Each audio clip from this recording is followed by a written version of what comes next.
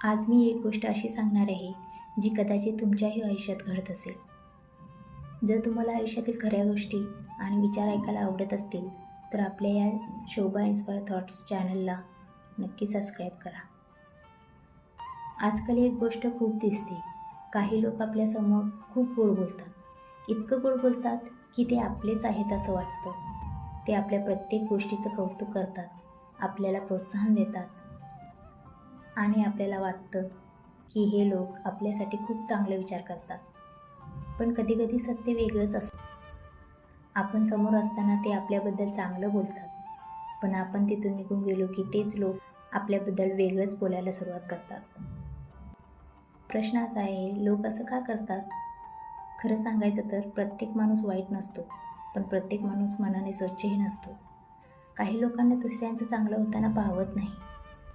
तुम्ही पुढे जात असाल, लोक तुमचं कौतुक करत असतील किंवा तुम्ही आयुष्यात काहीतरी चांगलं करत असाल तर काही लोकांना ते मनातून स्वीकारता येत नाही. म्हणून ते गोड बोलतात पण मनात वेगळंच विचार ठेवतात. कारण त्यांच्या मनात असते तुलना, ईर्ष्या आणि कधीकधी असुरक्षितता. तुमच्या आयुष्यातही असा कोणी आहे का जो समोर गोड बोलतो पण मागे वेगळंच बोलतो? आणि शेवटी मी एक अशी गोष्ट सांगणार आहे जी समजली तर तुम्ही आयुष्यात लोकांना लगेच ओळखू शकाल. त्यामुळे व्हिडिओ शेवटपर्यंत पहा. काही लोकांना भीती असते की तुम्ही त्यांच्यापेक्षा पुढे जाल, म्हणून ते समोर तुमचं मन जिंकण्याचा प्रयत्न करतात, पण मागे तुमच्याबद्दल वेगळं बोलतात. आणि काही लोक तर फक्त स्वार्थासाठी गोड असतात.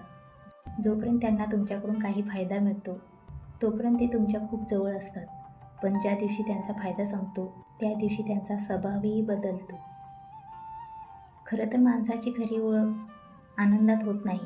जेव्हा सगळं चांगलं चाललेलं असतं तेव्हा सगळे तुमच्यासोबत असतात, पण जेव्हा तुमच्या आयुष्यात अडचणी येतात, जेव्हा तुम्हाला खरंच कोणाची गरज असते, तेव्हा समजते की कोण आपलं आहे आणि कोण फक्त नावापुरतं.